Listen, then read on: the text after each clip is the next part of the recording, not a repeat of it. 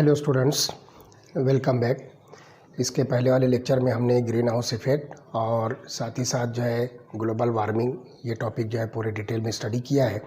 आज का हमारा जो टॉपिक होगा दैट इज़ स्ट्रेटोस्फेरिक पॉल्यूशन, और इसके अंदर हम स्टडी करेंगे formation and breakdown of ozone. तो ये ओजोन क्या होता है और ये हमारे लिए कौन सा रोल प्ले करता है, ये सारी चीज़ें हम इस टॉपिक के अंदर स्टडी करने वाले हैं। तो देखिए, the upper stratosphere consist of considerable amount of ozone. तो ओजोन जिसको हम जो है फार्मूला लिखेंगे O3। तो स्ट्रेटोस्फीयर का अपर जो पार्ट होगा वो जो है ओजोन पर मुश्तमिल होता है। ओजोन उसके अंदर जो है प्रेजेंट होता है, which protects us from the harmful ultraviolet radiations of sun. तो ये जो है सनलाइट से जो अल्ट्रावायलेट रेडिएशंस आती है जो कि हमारे लिए बहुत ही ज़्यादा हार्मफुल होती है, तो उस हार्मफुल अल्ट्रावायलेट रेडिएशन जिसकी जो वेवलेंथ होती है अबाउट 255 नैनोमीटर, ये जो अल्ट्रावायलेट जिसको हम शॉर्टली लिखेंगे UV radiations, these are nothing but ultraviolet radiations. तो ये जो फ्रीक्वेंसी होती है ये हमारे लिए हार्मफुल होती है, और ये अल्ट्रावायलेट रेडिएशंस हमारी बॉडी पर, साथ ही साथ हमारे साथ जो एनिमल्स रहते हैं उनके लिए, साथ ही साथ प्लांट्स के ऊपर बहुत सारे एडवर्स इफेक्ट जो क्रिएट करती है। तो ये अल्ट्रावायलेट रेडिएशंस हम सब के लिए हार्मफुल होती है।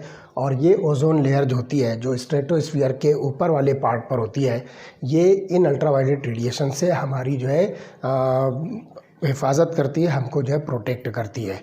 तो these radiations cause skin cancer that is called as melanoma, skin cancer, जिसको हम नाम देंगे melanoma. This is nothing but the skin cancer. तो ये स्किन कैंसर करती है जो ह्यूमंस के अंदर जो है ख़ास तौर से रिपोर्ट होता है। Therefore it is important to maintain the ozone shield. तो ओजोन शील्ड को बचा के रखना, इसको संभाल के रखना हमारे लिए जो है बहुत ही इम्पॉर्टेंट जॉब है। तो हम यहाँ पर देखेंगे कि ओजोन जो है किस तरह से फॉर्म हो रही है और इसकी ब्रेकडाउन जो है होने की वजूहत क्या है, वो सारी चीज़ें हम जो स्टडी करने वाले हैं। तो ozone in the stratosphere is a product of ultraviolet radiations acting on dioxygen molecule. जो एटमॉस्फेयर के अंदर डाईऑक्सीजन मॉलिक्यूल प्रेजेंट है, इसके ऊपर अल्ट्रावायलेट रेडिएशंस आएगी, और ये अल्ट्रावायलेट रेडिएशंस इस डाईऑक्सीजन मॉलिक्यूल को ब्रेक डाउन करेगी और इस तरह से एटॉमिक ऑक्सीजन जो है फॉर्म होगी। तो देखिए क्या होगा, डाईऑक्सीजन गैस, और यहाँ पर हम लिखेंगे UV रेडिएशंस, अल्ट्रावायलेट रेडिएशंस। ये क्या करेगा, एटॉमिक ऑक्सीजन फॉर्म करेगा। तो this oxygen molecule is broken down into atomic oxygen, और फिर उसके बाद ये फ्री ऑक्सीजन एटम्स ये मॉलिकुलर ऑक्सीजन के साथ जो है कंबाइन होंगे अल्ट्रावायलेट लाइट के प्रेजेंस में, और ये फॉर्म करेंगे ओजोन। तो look here, this free atomic oxygen combines with dioxygen molecule in presence of ultraviolet radiation, UV radiations. तो ये फॉर्म करेंगे O3 that is called as ozone. तो ये ओजोन मॉलिक्यूल का फॉर्मेशन इस तरह से हमारे स्ट्रेटोस्फीयर के अंदर होगा। और इसके बाद आप देखोगे कि this ozone is thermodynamically unstable and decomposes to molecular oxygen. ये जो है थर्मोडायनेमिकली अनस्टेबल होती है और ये फिर से जो है डीकम्पोज होकर मॉलिकुलर ऑक्सीजन के अंदर ये कन्वर्ट होगी। दस A dynamic equilibrium exists between the production and decomposition of ozone molecule। तो इस तरह से ये दो रिएक्शन जो आपको दिख रही है जिसमें ओजोन का फॉर्मेशन हो रहा है और फिर ओजोन का एक जो डिकम्पोजिशन, तो ये इक्विलिब्रियम आपको जो नज़र आता है, तो ये डायनामिक इक्विलिब्रियम जो क्रिएट होगा जो कि फॉर्मेशन ऑफ ओजोन और डिकम्पोजिशन ऑफ ओजोन के बीच में एग्जिस्ट होगा। In recent years there have been reports of depletion of this protective ozone layer because of the presence of certain chemicals in the stratosphere। तो अभी कुछ सालों पहले जो ये बात सामने आई है कि जो ओजोन लेयर है जो हमारे स्ट्रेटोस्फीयर के अंदर प्रेजेंट है, जो हमको अल्ट्रावायलेट रेडिएशन से बचाती है, तो इसके अंदर जो है क्या हो रहा है, डिप्लीशन हो रहा है। ये ओजोन लेयर जो है फटने लगी है। किस वजह से? Due to the presence of some chemical substances into the stratosphere. तो इसकी वजह से क्या होगा कि यहाँ पर देखोगे कि the main reason of ozone layer depletion is the release of chlorofluorocarbons that is called as freons. तो देखिए इसका सबसे मेन कॉज जो है ओजोन डिप्लीशन, ओजोन डिप्लीशन, इसका सबसे मेन कॉज जो है ये रिलीज ऑफ क्लोरोफ्लोरोकार्बन्स, जिसको जनरली हम नाम देंगे फ्रीऑन्स। जनरली ये क्लोरीनेटेड कंपाउंड्स होते हैं जो ओजोन लेयर के डिप्लीशन में बहुत इंपॉर्टेंट रोल प्ले करते हैं। तो यहाँ पर यह ध्यान रखना है कि these compounds are non reactive, non inflammable and non toxic and therefore they are used in refrigerators and air conditioning. ये नॉन टॉक्सिक होते हैं, नॉन इन्फ्लेमेबल होते हैं, और इसी तरह से ये मॉलिक्यूल जो होते हैं जनरली जो क्लोरोफ्लोरोकार्बन्स होते हैं ये नॉन इन्फ्लेमेबल होते हैं, दे आर नॉन इन्फ्लेमेबल। तो इसकी वजह से क्या होता है कि इनको हम डोमेस्टिक पर्पस में जो कि रेफ्रिजरेशन और एयर कंडीशनिंग में यूज़ होती है वहाँ पर हम इसको जो है बिला खौफ व ख़तर जो है यूज़ कर सकते हैं। लेकिन ये जो गैसेस होती है जनरली जिसको हम फ्रीऑन्स कहेंगे, ये क्या करते हैं, ये सब के सब जो है जब स्ट्रेटोस्फीयर में शामिल होते हैं तो ओजोन डिप्लीशन का जो है मेन कॉज यही जो है क्लोरोफ्लोरोकार्बन्स बनते हैं। तो once the chlorofluorocarbons are released in the atmosphere, they mix with the normal atmospheric gases and eventually reach to the atmosphere। ये नॉर्मल जो एटमॉस्फेरिक गैसेस है इसके साथ जो है ये गैसेस भी जो है मिक्स हो जाती है, और ये क्लोरोफ्लोरोकार्बन जो है जब ऊपर जाते हैं तो ये जो है एटमॉस्फेयर के अंदर जो है पहुँचते हैं, और उसके बाद जो है स्ट्रेटोस्फीयर के अंदर they get broken down by powerful ultraviolet radiations releasing the chlorine free radicals. अब यहाँ पर एक मैं क्लोरोफ्लोरोकार्बन लेता हूँ जिसका फार्मूला आप देखोगे CF2Cl2। यहाँ पर जो है हम देखेंगे CF2Cl2, तो ये क्लोरोफ्लोरोकार्बन जिसको हम सिंपली CFC कहेंगे। तो आप देख रहे हो यहाँ पर 2 क्लोरीन और 2 फ्लोरीन है। तो जब ये स्ट्रेटोस्फीयर में जाएंगे तो अल्ट्रावायलेट रेडिएशंस इसको क्या करते हैं, ब्रेक डाउन करते हैं, और ब्रेक डाउन होने के बाद देखिए क्या होगा, इन प्रेजेंस ऑफ अल्ट्रावायलेट रेडिएशंस ये बनाएंगे क्लोरीन फ्री रेडिकल। इस तरह से यहाँ से एक क्लोरीन फ्री होगा और आपको दूसरा प्रोडक्ट मिलेगा CF2Cl, ये एक फ्री रेडिकल बनेगा।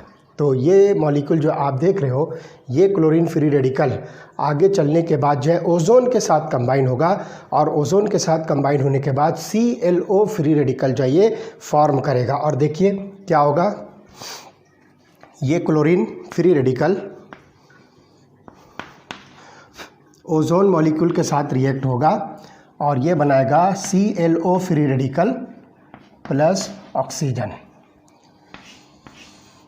अब ये ClO फ्री रेडिकल जो होगा ये क्या करेगा, एटमॉस्फेरिक ऑक्सीजन जो ब्रेक डाउन होने के बाद जो atomic oxygen free oxygen form किया है उसके साथ रिएक्ट होकर more amount of chlorine free radical form करेगा। तो देखिए अब इस ClO को ले लीजिए आप फ्री रेडिकल, और जो एटमॉस्फेरिक ऑक्सीजन जो स्ट्रेटोस्फीयर में ऑलरेडी अल्ट्रावायलेट रेडिएशन की वजह से जब बन चुकी है उसके साथ कंबाइन होकर ये more number of chlorine free radical form करेगा। अब यहाँ पर जो ध्यान रखिए कि ये chlorine free radical they are continuously regenerated and cause the break down of ozone. तो ये क्लोरीन फ्री रेडिकल जो है ओजोन के साथ जो है कंटिन्यूसली कंबाइन होता रहेगा और ओजोन को जो है क्या करेगा, ब्रेक डाउन करेगा। 10 chlorofluorocarbons are transporting agent for continuously generating chlorine free radicals into the stratosphere and damage ozone layer. तो ये यहाँ पर जो है ध्यान रखना है कि ये क्लोरीन फ्री रेडिकल जो है सबसे मेन कॉज है जो ओजोन लेयर को डिप्लीट करने का और ओजोन लेयर को जो है ब्रेक डाउन करने का काम करते हैं। अब हम देखेंगे कि ये ओजोन होल क्या होता है। अगला टॉपिक हमारा है that is the ozone hole.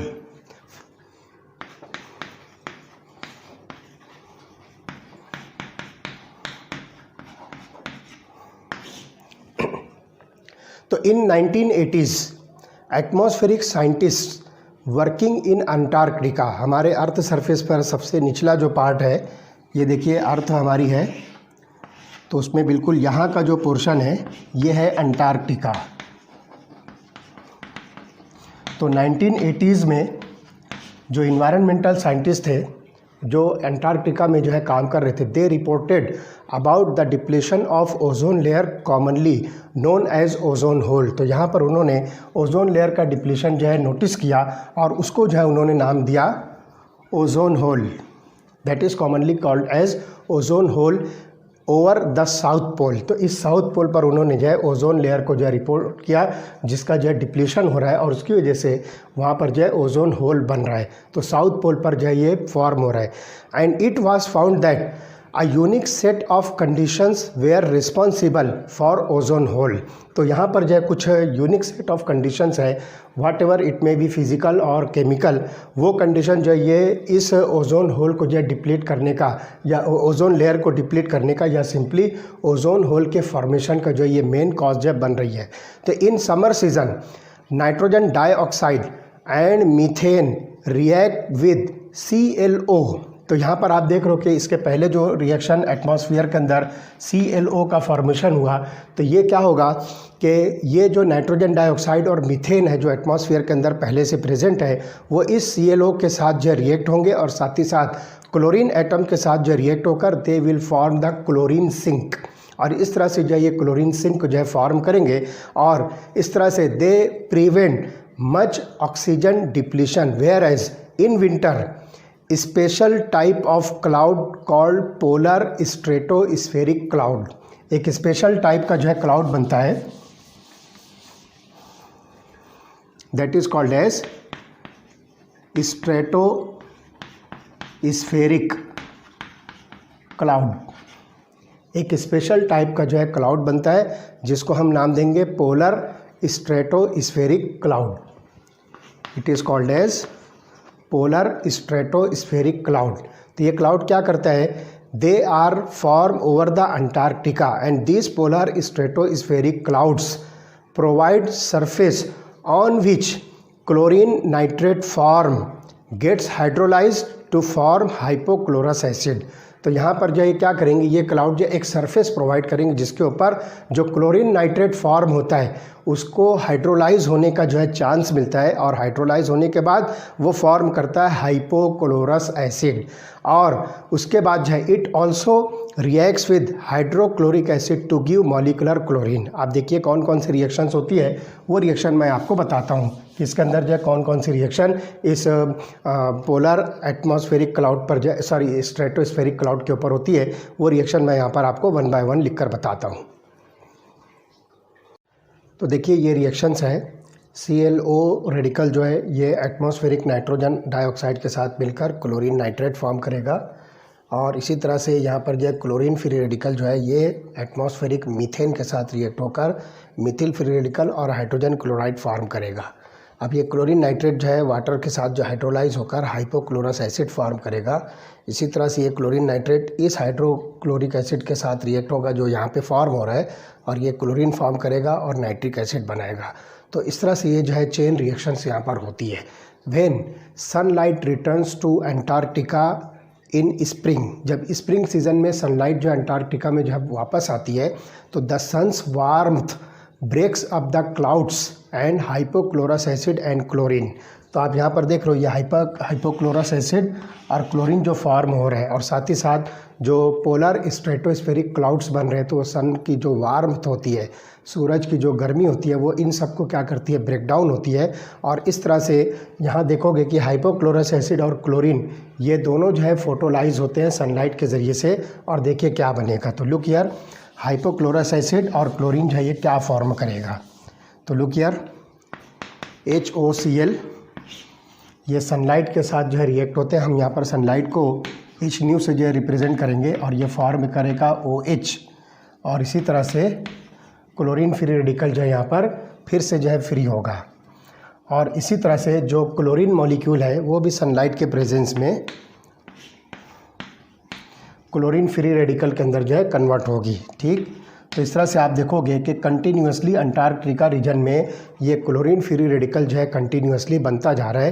तो द क्लोरीन फ्री रेडिकल दस form initiate the chain reactions of depletion of ozone. तो इस तरह से ये ओजोन होल जो है कंटिन्यूसली जो है फॉर्म होता जा रहा है। और बहरहाल ये बात ध्यान रखिए कि ये हमारे लिए जो है ख़तरे की घंटी है कि ओजोन लेयर का डिप्लीशन जो है कंटिन्यूसली जो है चलता जा रहा है, और ये ओजोन होल जो है larger and larger in size जो है कंटिन्यूसली होता जा रहा है। अब हम देखेंगे कि what are the effects of depletion of ozone layer. Effects of depletion of ozone layer, कौन कौन से एडवर्स इफ़ेक्ट ये हमारे अर्थ सरफेस पर हमारे साथ जो है कर सकते हैं, वो हम यहाँ पर जो इस टॉपिक के अंदर जो स्टडी करेंगे। तो with the depletion of ozone layer more ultraviolet radiations filters into the stratosphere. यहाँ पर जो है आप देखोगे कि स्ट्रेटोस्फीयर के अंदर जो है बहुत सी जो है आप देखोगे कि अल्ट्रा वायलेट रेडिएशन जो है ये फ़िल्टर होकर आ रही है और हमारे अर्थ सरफेस पर जो है ये अल्ट्रा वायलेट रेडिएशन पहुँच रही है। तो this ultraviolet radiations lead to ageing of skin. Ageing of skin, यहाँ पर जो है स्किन के ऊपर जो रिंकल्स पड़ते हैं तो हम उसको नाम देंगे एजिंग ऑफ स्किन। इसी के साथ साथ आप देखोगे कि कैटरेक्ट, जो आँखों के अंदर जो है मोतिया आता है जिसको हम मोती बिंदु भी कह सकते हैं, तो वो कैटरेक्ट होता है आँखों के अंदर। साथ ही साथ आप देखोगे कि सनबर्न, सूरज की गर्मी की वजह से हमारी स्किन के ऊपर जो है बहुत सारे जो है एडवर्स इफ़ेक्ट आएंगे। हम उसको जो है सिंपली जो है सनबर्न कह सकते हैं। जैसे कि बहुत सारी जो स्किन की जो बीमारियां हो सकती है, जिसमें स्किन कैंसर जो है सबसे ज़्यादा जो है कॉमन जो है इसकी जो है डिसीज़ है। तो आप यहाँ पर देखोगे एजिंग ऑफ स्किन, उसके बाद जो है कैटरेक्ट, और इसी तरह से सनबर्न है। सनबर्न की वजह से आपको जनरली मिलेगा स्किन कैंसर। तो ये जो है हमारे लिए जो है बहुत ही डेंजरस सिचुएशन हो सकती है कि अल्ट्रा वायलेट रेडिएशंस डायरेक्टली हमारे अर्थ सरफेस पर आ रही है, और इसका सिर्फ़ और सिर्फ रीज़न जो है वो ओजोन लेयर का डिप्लीशन है। और इसी के साथ साथ आप देखोगे कि killing of phytoplanktons and damage of fish productivity. तो फिशेस की जो प्रोडक्टिविटी है वो जो है धीरे धीरे जो है कम होगी। तो ये सारी चीज़ें जो है आप देखोगे कि ओजोन लेयर के फटने की वजह से, ओजोन होल के बनने की वजह से अल्ट्रा वायलेट रेडिएशन सीधा जो है अर्थ सरफेस पर आ रही है। इसी के साथ साथ देखो, it also has been reported that plant protein get easily affected by ultraviolet radiations. तो प्लांट का जो प्रोटीन है वो अल्ट्रा वायलेट रेडिएशंस के साथ जो है बहुत इजीली जो है अफेक्ट होगा, और क्या करेगा, which leads to the harmful mutation of the cells. तो सेल्स का जो है हार्मफुल म्यूटेशन जो क्रिएट करेगा प्लांट्स के अंदर। और it also increase the evaporation of surface water through the stomata of the leaves and decrease the moisture content of the soil. ये जो है एक बहुत ख़तरे की बात है कि स्टोमेटा ऑफ द लीव्स पर से क्या होगा कि वाटर का जो है कंटेंट सरफेस वाटर जो है उसमें कम होगा, और इसी तरह से यहाँ पर देखोगे कि moisture content of the soil जो इसकी वजह से क्या होगा, डिक्रीज़ होगा। Increase in ultraviolet radiation damage the paints and fibres causing them to fade faster. तो आप देखोगे कि जो पेंट्स होते हैं, इसी तरह से जो फाइबर्स होते हैं, इनका कलर जो है ये फेड होने लगता है, कलर जो है हल्का होने लगता है। ये किस वजह से है, अल्ट्रा वायलेट रेडिएशंस की वजह से। तो इस तरह से आप देखोगे कि these are the effects of depletion of ozone layer. तो ओजोन लेयर फटने की वजह से जो ओजोन होल बन रहा है उसमें से maximum quantity of ultraviolet radiation जो है अर्थ सरफेस पर आ रही है, और प्लांट, एनिमल और ह्यूमन बींग्स, उसके साथ साथ जो है बहुत सारे जो ऑब्जेक्ट्स हैं उनको भी जो है ये नुकसान पहुंचाने का काम कर रही है। तो इस तरह से ये स्ट्रेटोस्फेरिक पॉल्यूशन, जिसमें हमने ओजोन होल जो है कैसे बन रहा है और उसके जो है एडवर्स इफ़ेक्ट्स कौन कौन से होते हैं और कौन कौन से टाइप की जो बीमारियां होती है, वो सारी चीज़ें हमने स्टडी की है। अब अगला जो पॉल्यूशन का जो टॉपिक है that is called as water pollution. तो देखिए वाटर पॉल्यूशन, तो ध्यान से आप जो है इस बात को समझिए कि water is the most important thing for the survival of life on earth. ज़मीन के ऊपर किसी भी चीज़ के ज़िंदा रहने के लिए वाटर जो है सबसे इम्पॉर्टेंट जो है सब्सटेंस है। तो यहाँ पर यह ध्यान रखना है कि without water there would be no life. पानी के बगैर जो है कोई भी ज़िंदगी आप जो है उसका तसव्वुर नहीं कर सकते हो, उसको आप जो है इमेजिन नहीं कर सकते हो। तो वाटर जो है ये सबसे इसेंशियल सब्सटेंस है लाइफ को सर्वाइव करने के लिए अर्थ सरफेस पर।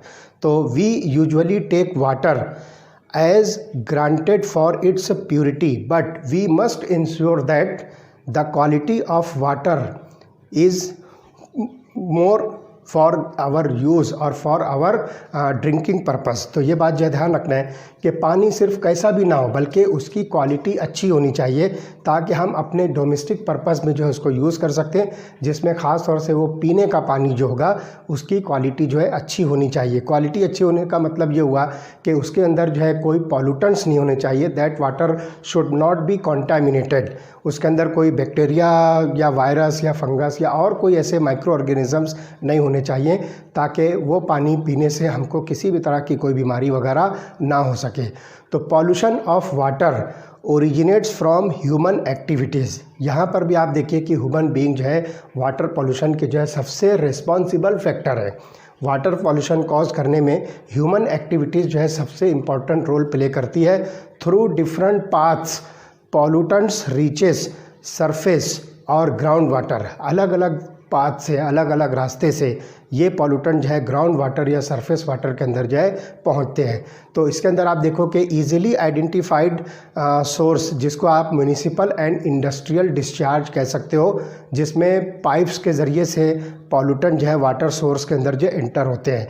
तो म्यूनिसिपल जो ड्रेनेज होता है सिस्टम, तो ये ड्रेनेज जो है नालों के ज़रिए से जो है वो नदी के अंदर जो छोड़ दिया जाता है, जिसकी वजह से पूरे शहर का पानी, पूरे गांव का पानी जाकर जो है वो नदी के अंदर जो है मिलता है और इस तरह से वो नदी का पानी जो है ये पॉल्यूटेड वाटर होता है। इसी तरह से जो इंडस्ट्रियल वेस्ट मटेरियल्स होते हैं, जो इंडस्ट्रियल जो डिस्चार्ज होता है, वो सब के सब जो है नदी के अंदर जो छोड़ा जाता है या कहीं पर जो कोई दरिया वगैरह बह रहा होता है तो वहाँ पर उसको जो है छोड़ दिया जाता है। उसकी वजह से क्या होता है कि उस नदी का या दरिया का पानी क्या होता है, वो कॉन्टामिनेटेड होता है, वो पॉल्यूटेड होता है।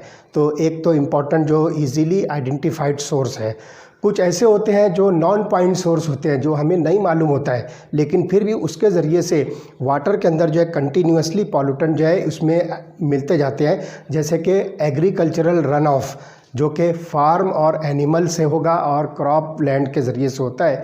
तो ये सब चीज़ें जो है वाटर के अंदर जो है कंटिन्यूसली मिक्स होते हैं। उसके बाद जो एसिड रेन, अब जो बारिश का पानी आता है, अब हमें नहीं मालूम होता है कि ये पानी जो आसमान से बरस रहा है तो वो पानी जो है एसिडिक है या नॉर्मल वाटर है। तो अगर एसिडिक वाटर हुआ तो वो भी जो है वाटर के अंदर मिक्स होकर वाटर पॉल्यूशन जो है कॉज करता है। इसी तरह से स्टॉर्म वाटर ड्रेनेज, तो ये सारी चीज़ें जो है जिसको आप नॉन पॉइंट सोर्सेज कहोगे उसके अंदर जो है मिलते जाता है। और इसी तरह से स्ट्रीट्स के ज़रिए से जो सड़कों का जो गंदा पानी है वो जाकर जो है नदियों में मिलता है। और इसी तरह से पार्किंग लॉट्स और लॉन्स वगैरह का जो पानी है वो सब जो है नदी वगैरह में शामिल होता है, जिसकी वजह से वो पानी जो है कॉन्टामिनेटेड होता है।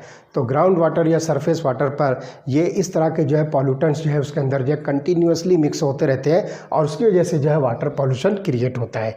अब आप यहाँ पर देखिए कि आपकी बुक में टेबल नंबर 14.1 ध्यान से नोट कीजिए, टेबल नंबर 14.1।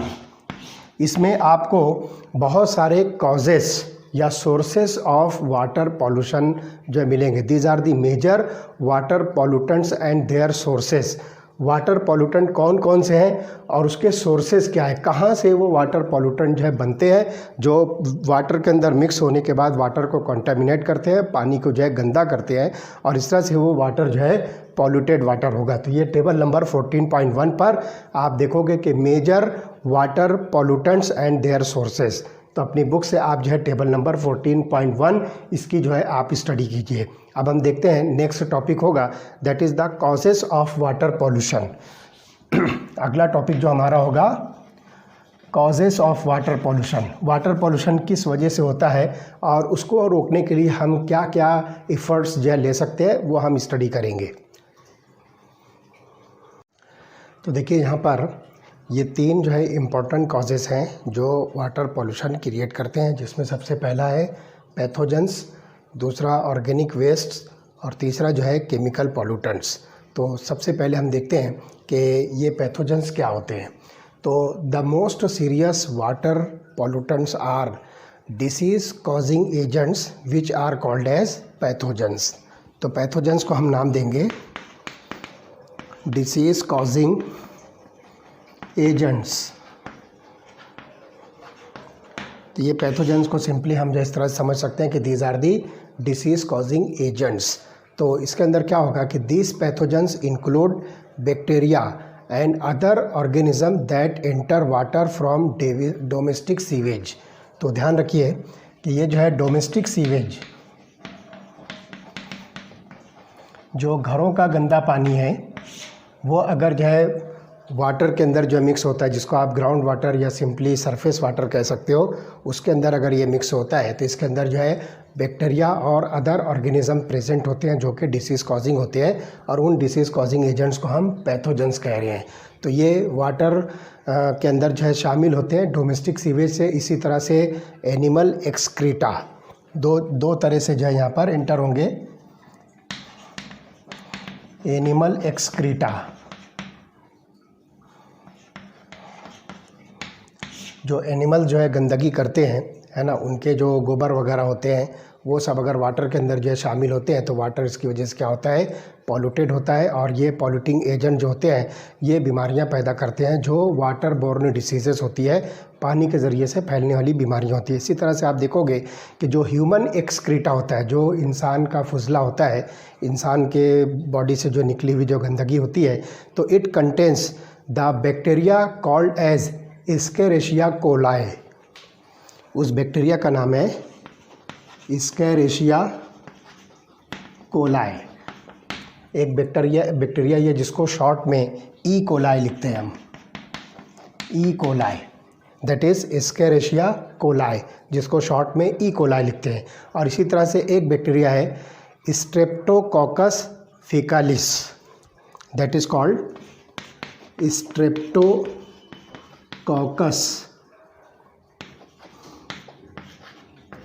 फीकालिस। ये 2 टाइप के जो बैक्टीरिया होते हैं जो ह्यूमन एक्सक्रीटर के अंदर जो प्रेजेंट होते हैं, and they cause the gastrointestinal diseases.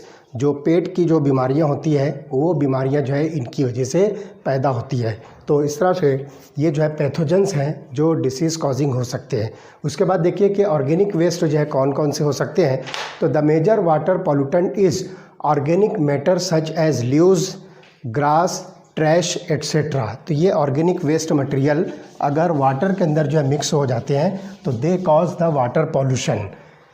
तो इसके अंदर आप देखोगे कि ऑर्गेनिक मैटर जो होते हैं, जो पॉल्यूटेंट होते हैं जनरली, तो ये ल्यूज होते हैं, ग्रास होते हैं, ट्रैश होते हैं। They pollute water as a consequence of run off. और इसी तरह से ये जो है बहकर जो है पानी के अंदर पहुंचते हैं और उसकी वजह से जो है ये वाटर पॉल्यूशन जो है क्रिएट करते हैं। Excessive phytoplankton growth in water is also a cause of water pollution. जो फाइटोप्लैंक्टन की ग्रोथ होती है पानी के अंदर, वो अगर बहुत ज़्यादा हो जाए तो उसकी वजह से वाटर पॉल्यूशन जो है क्रिएट होता है। This waste are biodegradable. ये वेस्ट जो है बायोडिग्रेडेबल होते हैं। तो the large population of bacteria decomposes the organic matter present in water and they cause oxygen dissolved, they consume the oxygen dissolved in water।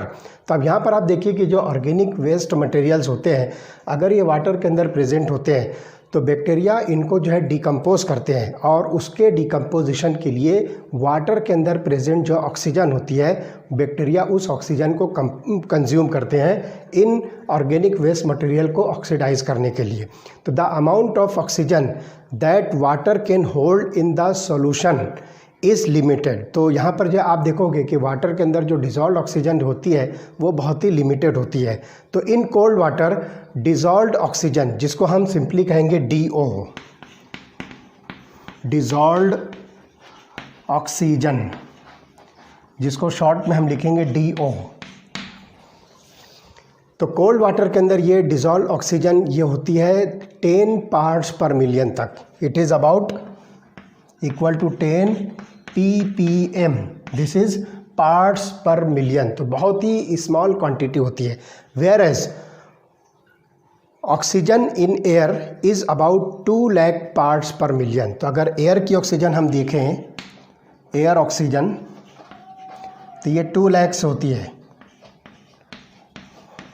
Parts per million. तो comparison अगर हम करें तो डिज़ोल्व ऑक्सीजन, जिसको हम DO कहते हैं water के अंदर, वो मैक्सिमम लिमिट जाती है 10 पार्ट्स पर मिलियन, जबकि एयर के अंदर जो ऑक्सीजन होती है वो 2 लाख पार्ट्स पर मिलियन होती है। तो इस पर से आप अंदाज़ा कर सकते हो कि वाटर के अंदर कितना थोड़ा अमाउंट जो है डिज़ोल्व ऑक्सीजन का प्रेजेंट होता है। This is why even a moderate amount of organic matter when decomposes in water can deplete the water of its dissolved oxygen। तो यहाँ पर जो ध्यान रखना है कि इतनी थोड़ी ऑक्सीजन होने की वजह से अगर बैक्टीरिया किसी ऑर्गेनिक मैटर को डिकम्पोज कर रहे हैं तो कितनी ज़्यादा अमाउंट ऑक्सीजन की जो उसमें रिक्वायर हो सकती है, और उसकी वजह से वाटर के अंदर प्रेजेंट जो डिज़ोल्व्ड ऑक्सीजन है वो जो है धीरे धीरे क्या होगी, डिप्लीट होगी, वो कम होती जाएगी। तो ये भी हमारे लिए जो है एक सीरियस प्रॉब्लम है। The concentration of dissolved oxygen in water is very important for aquatic life. तो concentration of dissolved oxygen in water ये एक्वेटिक लाइफ के लिए जो है बहुत ही इंपॉर्टेंट है। जैसे कि पानी के अंदर जो मछलियाँ, फिशेस वगैरह होती है और अदर जो है एक्वेटिक एनिमल्स होते हैं, तो उनको ब्रीदिंग के लिए जो ऑक्सीजन रिक्वायर्ड होती है, तो वो ऑक्सीजन जो वाटर के अंदर डिसॉल्व फॉर्म में होती है उसी ऑक्सीजन को वो ब्रीदिंग के लिए जो है यूज़ करते हैं। तो इसका कॉन्सेंट्रेशन जो है वाटर के अंदर जो है बहुत ही इंपॉर्टेंट रोल प्ले करता है। If the concentration of dissolve oxygen of water is below 6 part per million, the growth of fish gets inhibited और reaches water either through atmosphere. तो यहाँ पर जो है इनहिबिटेड होगी ग्रोथ ऑफ फिशेस। तो कितना होना चाहिए, अगर ये less than 6 parts per million होता है तो फिशेस की ग्रोथ जो है इनहिबिट होगी, मतलब फिशेस की ग्रोथ जो है धीरे धीरे जो है रुकने लगेगी और ये जो है उनकी लाइफ के लिए जो है डेंजर हो सकती है। तो ये बात जो है ध्यान रखना है कि ऑक्सीजन ऑफ वाटर जो है बिलो 6 पार्ट पर मिलियन जो है ये नहीं होना चाहिए। तो क्या होगा, the growth of fish will be inhibited.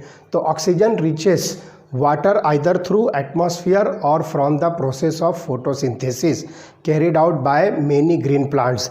तो आप देखोगे कि वाटर के अंदर जो ऑक्सीजन पहुंचती है उसके जो है 2 रीज़न्स हैं। एक तो जो है डायरेक्टली ये एयर से पहुंचेगी या फिर फोटोसिंथेसिस के ज़रिए से आप देखोगे कि ये ऑक्सीजन जो एटमॉस्फेयर में जो है जा रही है वो ऑक्सीजन उस वाटर के अंदर जो है पहुँचेगी।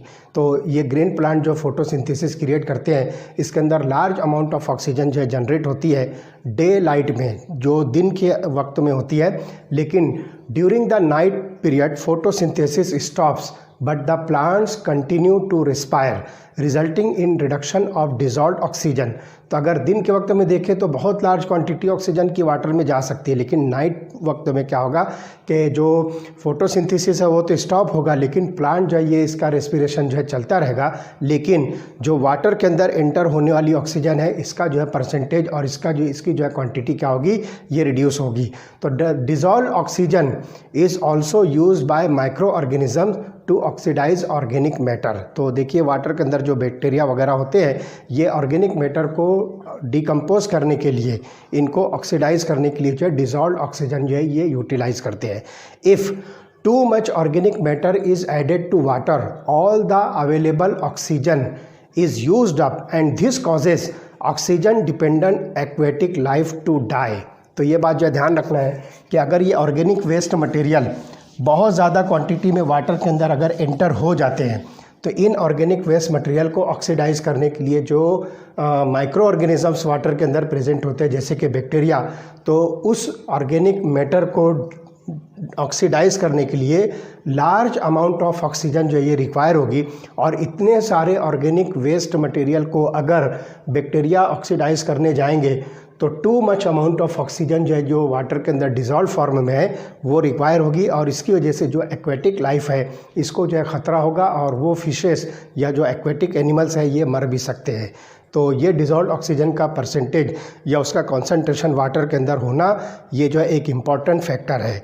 तो ध्यान रखिए कि 10 aerobic bacteria which do not require oxygen begin to break down the organic waste material. अगर सारा ऑक्सीजन जो है यूटिलाइज हो गया, सारा ऑक्सीजन जो है बैक्टीरिया ने कंज्यूम कर लिया इन ऑर्गेनिक वेस्ट मटेरियल को ऑक्सीडाइज करने के लिए, और उसके बाद भी अगर ये ऑर्गेनिक वेस्ट मटेरियल वाटर के अंदर प्रेजेंट है, तो जो अनएरोबिक बैक्टीरिया है जो ऑक्सीजन रिक्वायर नहीं करते हैं ऑक्सीडेशन के लिए, वो क्या करते हैं इन ऑर्गेनिक मटेरियल को, इन ऑर्गेनिक वेस्ट को क्या करते हैं ब्रेक डाउन करने का काम शुरू करते हैं, और उसकी वजह से बहुत सारे जो है केमिकल्स बनते हैं that have a foul smell, और उसकी जो स्मेल होती है वो बहुत ही गंदी होती है, और पानी के अंदर से जो है बहुत ही जो है गंदी स्मेल आना शुरू होती है, तो वो पानी जो है फिर पीने के काबिल नहीं होता है, and it is harmful to human health. अगर वो पानी हमने जो है उसको पीने में इस्तेमाल कर लिया, पीने के लिए यूज़ कर लिया, तो वो हमारी हेल्थ के लिए जो है वो नुकसानदेह होता है और ये हार्मफुल होता है। तो ये बात जो है ख़ास तौर से ध्यान रखना है। तो एरोबिक जो कि ऑक्सीजन रिक्वायरिंग बैक्टीरिया है ये क्या करेंगे, degrade these organic waste and keep the water depleted in dissolve oxygen. तो ये क्या करते हैं, जनरली ये ऑर्गेनिक जो मटेरियल्स हैं उसको ये बैक्टीरिया डिग्रेड करते हैं, और इस तरह से water depleted in dissolve oxygen को क्या करते हैं, उसको बैलेंस करते हैं। तो 10 the amount of oxygen required by the bacteria to break down the organic matter present in a clean water in a certain volume of water is called biochemical oxygen demand. तो ध्यान रखिए, amount of oxygen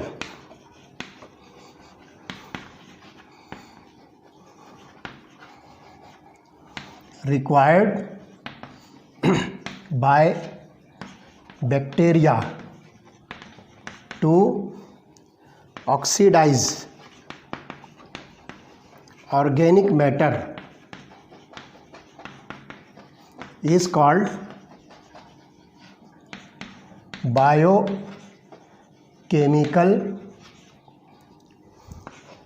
oxygen demand of water, जिसको shortly हम लिखेंगे BOD, biochemical oxygen demand of water. तो ये water के अंदर इतनी amount of oxygen definitely present होना चाहिए जिसको यूज़ करके बैक्टीरिया ये ऑर्गेनिक वेस्ट मटेरियल को क्या करे, ऑक्सीडाइज कर लिया, और उसके बाद भी कुछ ऑक्सीजन जो है डिज़ोल्व फॉर्म में वाटर के अंदर प्रेजेंट हो, वरना अगर सारी ऑक्सीजन जो है कंज्यूम हो जाएगी तो फिर एक्वेटिक लाइफ को जो है ख़तरा होगा। तो इसको हम नाम देते हैं biochemical demand of oxygen, biochemical oxygen demand of water. तो ध्यान रखिए कि the amount of BOD in the water is measure of the amount of organic material in the water in terms of how much oxygen will be required to break it down biologically। तो ये जो है BOD हम उसको कहेंगे कि कितनी oxygen जो है रिक्वायर होती है उस ऑर्गेनिक मैटर को बायोलॉजिकली जो है ब्रेक डाउन होने के लिए। तो clean water could have BOD value of less than 5 parts per million. अगर क्लीन वाटर हम देखें तो इसकी जो BOD वैल्यू है it must be less than 5 parts per million. ये जो है क्लीन वाटर की BOD वैल्यू होनी चाहिए। अगर इससे ज़्यादा BOD वैल्यू आती है तो इसका मतलब वाटर जो है ये पॉल्यूटेड है और उसके अंदर बहुत सारे ऑर्गेनिक वेस्ट मटेरियल्स प्रेजेंट हैं। Whereas highly polluted water could have BOD value of 17 parts per million. जो हाईली पॉल्यूटेड वाटर होता है उसकी BOD वैल्यू होगी 117 ppm, that is parts per million. इतना sorry not 117, it is 17, sorry it is only 17 parts per million जो है इसकी BOD value होती है, जो कि हाईली पॉल्यूटेड वाटर होता है। अब हम देखेंगे कि तीसरी जो टाइप है जो वाटर पॉल्यूशन कॉज करती है, these are the chemical pollutants. तो हम देखते हैं कि ये केमिकल पॉल्यूटेंट्स कौन कौन से होते हैं और कहाँ से आते हैं और अगर ये वाटर के अंदर प्रेजेंट हैं भी तो कौन कौन से आयन्स जो है वाटर के अंदर प्रेजेंट होना ज़रूरी है और उसकी जो है क्वांटिटी कितनी होनी चाहिए, उससे ज़्यादा होने पर क्या हो सकता है, उससे कम होने पर क्या हो सकता है। तो वो सारे इफ़ेक्ट जो है हम chemical pollutants which causes water pollution में डिटेल में स्टडी करने वाले हैं। Now we will discuss about the chemical pollutants. As we know that water is an excellent solvent. Water soluble inorganic chemicals that include heavy metals such as cadmium, mercury, nickel, etc. constitute an important class of pollutants. तो आप देखिए कि water जो है excellent solvent होता है और इसमें बहुत सारे इनऑर्गेनिक केमिकल्स जो है इसमें शामिल होते हैं और ख़ास तौर से इसके अंदर जो है मेटल्स होती है जिसको आप कुछ हार्मफुल मेटल हमारे लिए हैं जिसको आप कैडमियम, मर्क्यूरी और निकेल कह सकते हो। तो ये इम्पॉर्टेंट वाटर पॉल्यूटेंट्स हो सकते हैं। All this metals are very dangerous to humans because our body can not excrete them. तो अगर ये हमारी बॉडी के अंदर एंटर होते हैं तो हमारी बॉडी इनको जो है बाहर नहीं निकाल सकती, इनको जो है एक्सक्रीट नहीं कर सकती है। ये हमारी बॉडी के अंदर कहीं ना कहीं जाकर जो है डिपॉजिट होते हैं और बहुत सारे हार्मफुल इफ़ेक्ट जो है कॉज कर सकते हैं। तो ये मेटल्स हमारे लिए जो है डेंजर हो सकती है। तो ध्यान रखिए कि over the time it crosses the tolerance limit, और ये बॉडी के अंदर प्रेजेंट होने की वजह से बहुत सारे जो है टॉलरेंस लिमिट को जो है ये क्रॉस कर सकती है, बहुत सारे ख़तरे की जो है बात हो सकती है हमारे लिए। तो these metals can damage kidneys, central nervous system and liver etcetera. तो ये चीज़ें जो है इसमें जो है डैमेज होगी, जैसे कि किडनी है, सेंट्रल नर्वस सिस्टम है और लीवर। तो ये मेटल जो है इतना यानी ख़तरनाक काम जो हमारी बॉडी के अंदर कर सकती है, तो इससे हमको जो है बचना है। एसिड अगर देखा जाए जिसको हम सिंपली सल्फ्यूरिक एसिड कहेंगे, तो sulphuric acid from mine drainage and salts from many different sources including raw salts which are used to melt the snow and ice in the colder climates। और ये salt होते हैं sodium और potassium के chlorides and these are water soluble chemical pollutants. तो ये सब के सब जो है सॉल्ट होते हैं, ये कैल्शियम या सोडियम के क्लोराइड्स होते हैं, ये वाटर सॉल्युबल पॉल्यूटेंट्स हो सकते हैं। अब बहुत सारे जो है ऑर्गेनिक मटेरियल्स होते हैं, तो organic chemicals are another group of substances that are found in polluted water. ख़ास तौर से आप देखिए कि जो पेट्रोलियम प्रोडक्ट्स हैं they pollute many sources of water. For example major oil spills in oceans. समुंदर के अंदर जो है बहुत सारे जो है ऑयल स्पिल्स हैं, तो यहाँ से निकलने वाला जो ऑयल होता है ये ऑर्गेनिक सब्सटेंस है, जो पेट्रोलियम प्रोडक्ट है ये समुंदर के पानी को जो है पॉल्यूट कर सकता है। Other organic substances which have the serious impacts are the pesticides that drift down from sprays or run off from the lands। तो आप जो है पेस्टिसाइड का अगर स्प्रे करते हो तो ये स्प्रे वाला जो पेस्टिसाइड है ये वाटर के अंदर जो शामिल हो सकता है या वाटर के अंदर जो बहकर ये जा सकता है, तो उसकी वजह से वाटर की जो है पॉल्यूशन जो है होने के बहुत ज़्यादा जो है चांसेस हो सकते हैं। इसी तरह से बहुत सारे जो इंडस्ट्रियल केमिकल्स हैं जिसको आप पॉलीक्लोरीनेटेड बायफेनिल्स कहोगे। These industrial waste or chemicals are polychlorinated biphenyls, जिसको PCBs हम जो है शॉर्ट में कहेंगे, polychlorinated biphenyls PCBs, which are used as cleansing solvents and fertilizer add to the list of water pollutants। तो ये जो PCBs हैं और साथ ही साथ जो है बहुत सारे जो फर्टिलाइज़र्स हैं ये वाटर पॉल्यूटेंट की लिस्ट में जो है ऐड किए गए हैं। तो इतने सारे जो है ऑर्गेनिक मटेरियल्स हो सकते हैं जो कि केमिकल पॉल्यूटेंट हो सकते हैं। तो PCBs are suspected to be carcinogenic. तो आप ये देखोगे कि जो पॉलीक्लोरिनेटेड बायफिनिल्स हैं ये कार्सिनोजेनिक सब्सटेंसेस होंगे, और अगर ये वाटर के अंदर जो है मिक्स होते हैं और वही वाटर अगर हम ड्रिंकिंग वाटर के तौर पर यूज़ करते हैं तो हमको जो है कैंसर होने के बहुत ज़्यादा जो है चांसेस हो सकते हैं। Nowadays most of the detergents available are biodegradable.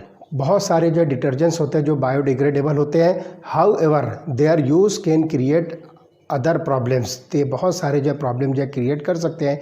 The bacteria responsible for degrading biodegradable detergents feed on it and grow rapidly. तो ये जो है यहाँ पर जो है बहुत तेज़ी के साथ जो है बायोडिग्रेडेबल जो बैक्टीरिया जो इनको जो है बायोडिग्रेड करते हैं वो बहुत तेज़ी के साथ जो है इसके अंदर क्या होते हैं, ये फीडअप होकर जो है बहुत तेज़ी से जो है बढ़ते हैं और ये इनकी जो है तादाद और इनकी जो है नंबर्स जो है बहुत तेज़ी के साथ जो है इंक्रीज़ होती है। तो while growing they may cause और they may consume all oxygen dissolve in water. जब ये ग्रो होते हैं तो बहुत सारी ऑक्सीजन और ज़्यादा आप ये कहिए कि सारी की सारी जो है ऑक्सीजन जो वाटर के अंदर जो डिज़ोल्व होती है जिसको आप DO कहेंगे, वो ऑक्सीजन को जो है कंज्यूम कर लेते हैं। और फिर से आप देखिए कि एक्वेटिक लाइफ के लिए जो है ये भी एक डेंजर होता है जो एक्वेटिक लाइफ को जो है ख़त्म करने के लिए काफ़ी होता है।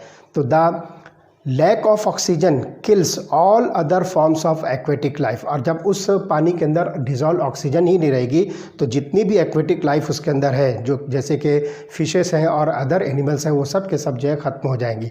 इसी तरह से the fertilizers containing phosphate as additives are the main cause of water pollution and this phosphate enhances algae growth in water.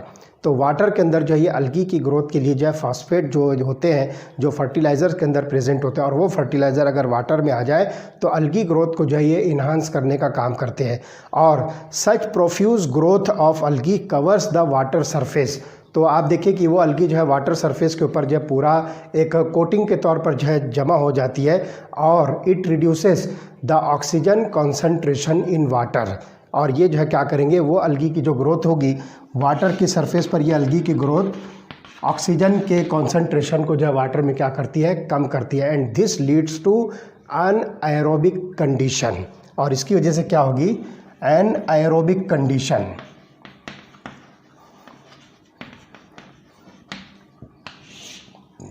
जिसमें ऑक्सीजन की जो है डेफिशिएंसी होती है।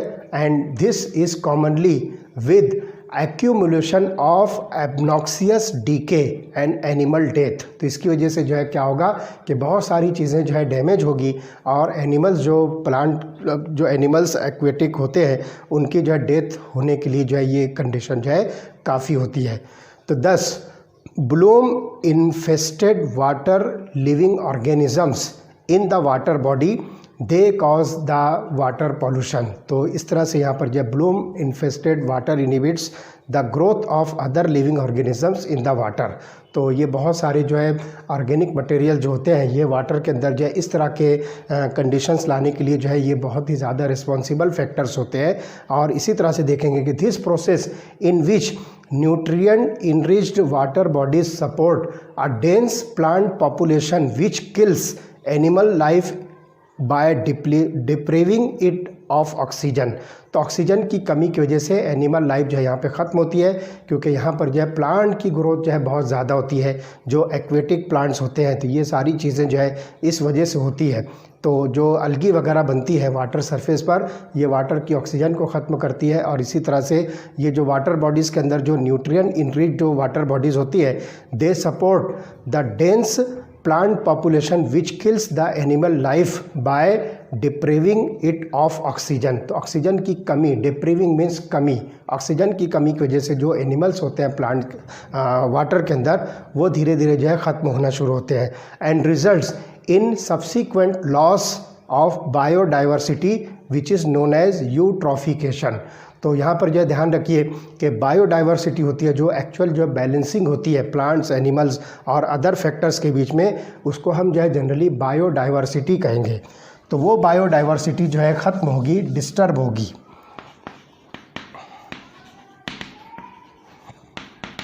और ये डिस्टर्ब बायोडाइवर्सिटी को हम नाम देते हैं eutrophication. It is called as eutrophication.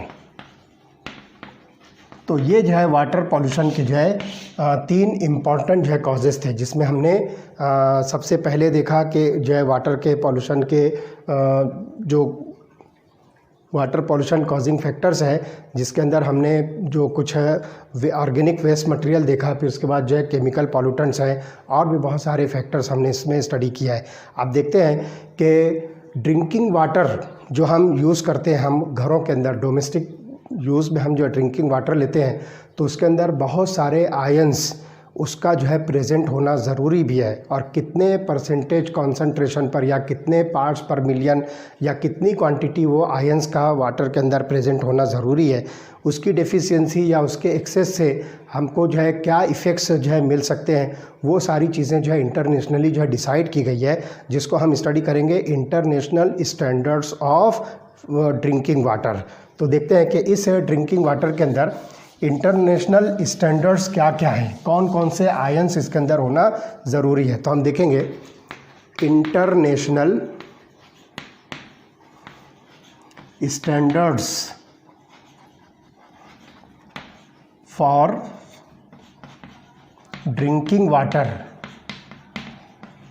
ख़ास तौर से जो पीने का पानी होता है, जो हम पीने के लिए यूज़ करते हैं, उस वाटर के अंदर कुछ इंटरनेशनल जो है वैल्यूज़ सजेस्ट की गई है कि पानी के अंदर उतनी जो होनी चाहिए। तो इसके अंदर हम देखेंगे सबसे पहले जो है फ्लोराइड आयन। तो look here, first one is fluoride ion, जिसको हम F- से जो है इंडिकेट करेंगे।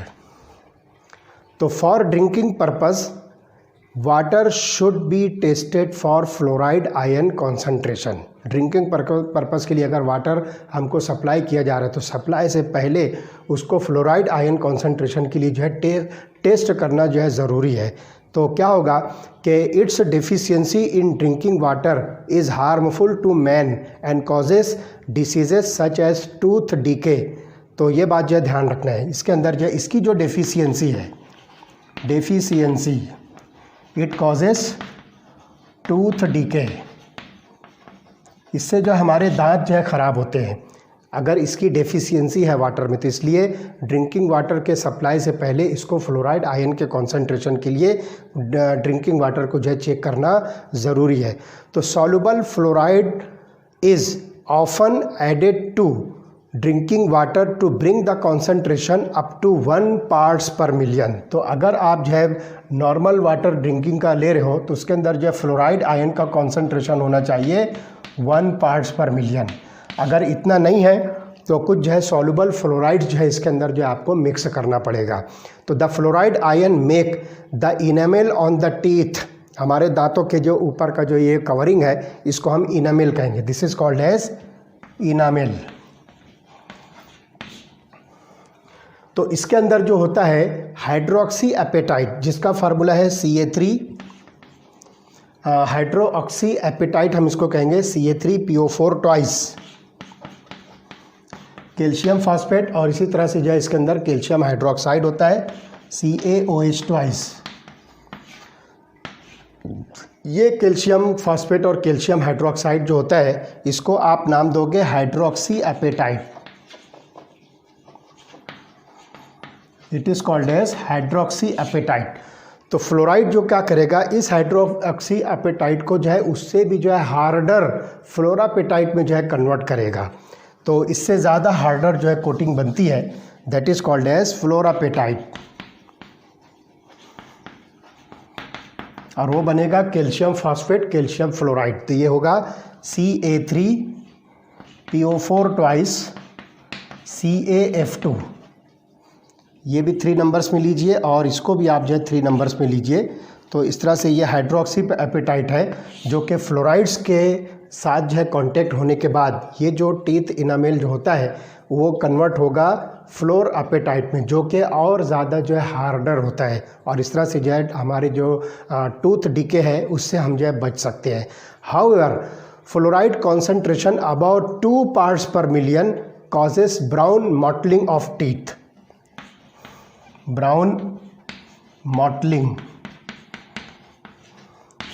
हमारे दांतों पर जो है ब्राउन कलर के जो है धब्बे पड़ जाते हैं। वो किस वजह से होते हैं, अगर फ्लोराइड का concentration more than 2 parts per million हो जाए। तो ये बात जो है ध्यान रखना है कि हमको फ्लोराइड का कॉन्सेंट्रेशन जो है 1 पार्ट्स पर बिलियन से ज़्यादा होने नहीं देना है। तो ये जो है ध्यान रखना है। At the same time excess of fluoride that is about 10 parts per million causes harmful effect to bones and teeth as reported from some parts of Rajasthan. तो राजस्थान के कुछ पार्ट्स में आप देखिए कि वहाँ पर जो है बहुत सारे जो कैल्शियम के सॉल्ट्स के कुछ जो है चट्टानें होती है, जैसे कि वहाँ पर आपको जो है लाइम वगैरह ज़्यादा मिलेगा। इसी तरह से स्टोन जिसको हम कैल्शियम कार्बोनेट वगैरह कहेंगे, तो वो डिपॉजिट जो है वहाँ पर मिट्टी के अंदर होता है, उसकी वजह से वो सॉल्ट जो है वाटर के अंदर जो मिक्स होते हैं फ्लोराइड्स वगैरह, तो उसके कॉन्सेंट्रेशन वहाँ पर जो इंक्रीज़ होता है। तो अबाउट 10 पार्ट्स पर मिलियन जो होता है, तो यहाँ पर जो है बहुत सारे एडवर्स इफेक्ट जो है ह्यूमन बीइंग के ऊपर जो हो सकते हैं, जैसा कि बोन और टीथ का जो है डीके हो सकता है, उसके ऊपर जो है इफ़ेक्ट्स हो सकते हैं। तो हमारे इंडिया में जो राजस्थान जो स्टेट है वहाँ पर जो है ये चीज़ रिपोर्ट की गई कि इसके अंदर फ्लोराइड का concentration about 10 parts per million जो है पाया गया, तो उसको जो है कंट्रोल करना बहुत ज़रूरी है। तो ये पहला हो गया फ्लोराइड। दूसरा देखते हैं लेड। हमारी बॉडी ड्रिंकिंग वाटर के अंदर जो है लेड होना चाहिए नहीं होना चाहिए, वो चीज़ हम यहाँ पर जो है इसको डिस्कस करेंगे। This is lead. तो ड्रिंकिंग वाटर के अंदर जो है लेड का कॉन्सेंट्रेशन कितना होना चाहिए, तो देखिए drinking water gets contaminated with lead when lead pipes are used for transportation of water. Water को एक जगह से दूसरी जगह पहुंचाने के लिए अगर लेड पाइप यूज़ करते हैं तो बहुत सारा लेड जो है वाटर के अंदर जो है मिक्स होता है और उसकी वजह से वाटर जो है कॉन्टामिनेट होगा, वाटर जो है पॉल्यूट होगा। तो the presence of lead is very dangerous for human beings. तो यहाँ पर यह ध्यान रखिए, the prescribed upper limit of concentration of lead in drinking water is about 50 parts per billion. ध्यान रखिए 50 ppb, यहाँ पर जो ppm नहीं है, यहाँ पर पार्ट्स पर बिलियन। मतलब आप इस पर से अंदाज़ा लगा सकते हो कि बहुत ही थोड़ी क्वांटिटी वाटर के अंदर जो लेड की होनी चाहिए, इससे ज़्यादा नहीं होनी चाहिए। तो lead can damage kidney, liver, reproductive system etcetera, इतनी सारी चीज़ों को जो है ये डैमेज कर सकता है अगर ज़्यादा क्वांटिटी जो है लेड की वाटर के अंदर आ जाती है। तो इस तरह से ये हो गया लेड। तो लेड का जो कॉन्सेंट्रेशन है वो 50 पार्ट्स पर बिलियन से ज़्यादा होना नहीं चाहिए ड्रिंकिंग वाटर के अंदर। उसके बाद देखिए नेक्स्ट है सल्फेट। तो सल्फेट का जो कॉन्सेंट्रेशन है, थर्ड हम यहाँ पर स्टडी करेंगे सल्फेट, जिसको हम SO4 2- लिखेंगे, सल्फेट आयन। तो excessive sulphate that is more than 500 parts per million in drinking water cause laxative effect. इसकी वजह से जो है हमको कब्जियत होगी, है ना, कब्ज़ होगा। और या फिर जो थोड़ा सा मॉडरेट जो इसका लेवल है वो हार्मलेस होता है। तो ये ध्यान रखिए कि it should not be more than 500 parts per million. Sulphate का जो कॉन्सेंट्रेशन है हमारे ड्रिंकिंग वाटर के अंदर वो 500 पार्ट्स पर मिलियन से कम होना चाहिए। अगर इससे ज़्यादा होता है, मोर देन 500 पार्ट्स पर मिलियन, तो ये जो है लैक्सेटिव इफेक्ट जो है क्रिएट करता है, it will cause the laxative effect. तो ये जो है कब्जियत जो है पैदा करता है। तो ये चीज़ को जो है ध्यान रखना है। तो 500 पार्ट्स पर मिलियन से लोअर कॉन्सेंट्रेशन जो है सल्फेट का होना चाहिए। उसके बाद नेक्स्ट देखिए nitrate, third one, fourth not third, nitrate, जिसको हम लिखेंगे NO3- आयन। तो देखते हैं कि नाइट्रेट का जो कॉन्सेंट्रेशन है, तो the maximum limit of nitrate in drinking water is 50 parts per million. ध्यान रखिए 50 पार्ट्स पर मिलियन जो है ये नाइट्रेट का कॉन्सेंट्रेशन हमारी बॉडी के अंदर जो है होना चाहिए। Excess nitrate in drinking water can cause disease such as methaemoglobinaemia. इसको जो है नाम देंगे मीथीमोग्लोबिनेमिया, इस डिसीज़ का नाम है, जिसको सिंपली हम कहेंगे ब्लू बेबी सिंड्रोम। तो ये जो है मीथीमोग्लोबिनेमिया जो है एक डिसीज़ होती है। तो ये डिसीज़ जो है जनरली ब्लू बेबी सिंड्रोम होती है, जो कि more than 50 parts per million या एक्सेस नाइट्रेट ड्रिंकिंग वाटर में होने की वजह से ये डिसीज़ जो है कॉज होती है। अब इसके अलावा भी आप देखिए कि बहुत सारे जो है आयंस और जो मेटल्स होते हैं जो पार्ट्स पर मिलियन या मिलीग्राम पर डेसीमीटर क्यूब में हम जो है डिस्कस करेंगे। तो वो कौन कौन सी जो है मेटल्स हैं, तो एक लिस्ट मैं बनाता हूँ, आपकी बुक में भी ये लिस्ट है, वही लिस्ट मैं यहाँ पर जो रिपीट कर रहा हूँ। तो देखिए सबसे पहले जो है आयरन है जो कि 0.2 होगी, मैंगनीज 0.05, आयरन 0.2, मैंगनीज 0.05, ये सारी वैल्यूज़ जो है पार्ट्स पर बिलियन में हम ले रहे हैं। इसी तरह से एल्यूमिनियम 0.2 है, कॉपर 3 है, aluminium 0.2, copper 3.0 parts per million या फिर मिलीग्राम पर डेसीमीटर क्यूब ले सकते हो। इसी तरह से जिंक जो होगा ये 5 होना चाहिए और कैडमियम 0.005। जिंक जो है 5.0 और कैडमियम 0.005। ये सब की सब वैल्यूज जो है पार्ट्स पर मिलियन या फिर मिलीग्राम पर डेसीमीटर क्यूब, ये वैल्यू हम यहाँ पर जो है काउंट करेंगे। तो इतने जो है ये मेटल्स होती है जो हमारे ड्रिंकिंग वाटर के अंदर इतने रेशो में जो है होना ज़रूरी है। नहीं होती है तो आप उसको कुछ चीज़ें मिक्स करके उसको लाइए। इससे ज़्यादा या इससे कम एक्सेसिव भी नहीं होनी चाहिए और इसकी डेफिशिएंसी भी नहीं होनी चाहिए। तो इस तरह से हम इसको नाम दे रहे हैं international standards for drinking water. तो ड्रिंकिंग वाटर जो टाउन सप्लाई के लिए जाता है तो उसको जो है ये सारी जो है मिनरल्स और ये सारे जो है आयंस के ऊपर जो है उसको पहले पूरा जो है टेस्ट किया जाए। जब वो इन सारे स्टैंडर्ड्स पर जो है वो नॉर्म्स पर जो है पूरी उतरती है तो फिर वो ड्रिंकिंग वाटर को आप जो है टाउन सप्लाई के लिए जो है उसको जो है रिलीज़ कीजिए और इस तरह से जो है बहुत सारी बीमारियों से हम जो है बच सकते हैं। तो ये जो हो गया वाटर पॉल्यूशन का पार्ट। अब इसके बाद के लेक्चर में हम जो है स्टडी करने वाले हैं सॉइल पॉल्यूशन और फिर ग्रीन केमिस्ट्री क्या होती है, कौन कौन से फैक्टर्स उसके अंदर इन्वॉल्व होते हैं और कौन कौन सी स्ट्रेटजीज़ हम यूज़ कर सकते हैं जिसके ज़रिए से हम अपने इन्वायरमेंट को जो है बचा सकते हैं, हमारे इन्वायरमेंट को हम जो है साफ़ सुथरा कर सकते हैं। वो सब हम इसके बाद वाले लेक्चर में स्टडी करेंगे। ओके।